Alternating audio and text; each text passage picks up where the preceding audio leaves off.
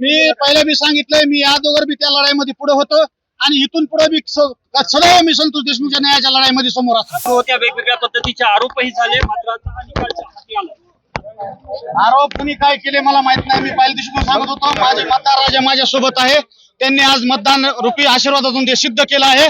कोण कुठं लय कुणी काय माझ्यावर आरोप केले तरी माझी जनता पहिल्यापासून माझ्या सोबत होती.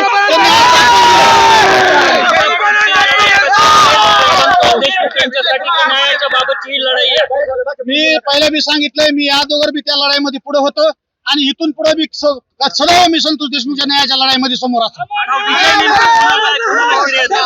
विजय ही माझी जनता आहे. माझे जे तरुण वर्ग आहेत ज्यांनी दिवसाचा रात्र केला, त्या सगळ्या तरुण मित्राचा हा माझा विजय आहे. माझ्या जनतेचा विजय, माझ्या गावातील स्वाभिमानी मतदारांचा विजय. हा काय नेमका विश्वास तुमच्यावरती मतदारांनी ठेवला? येणाऱ्या काळामध्ये फक्त गावातले आमचे काम कोण करू शकतो हे जनतेनं ओळखून घेतलं आणि त्याच्यानुसार मला त्यांनी विजय केले.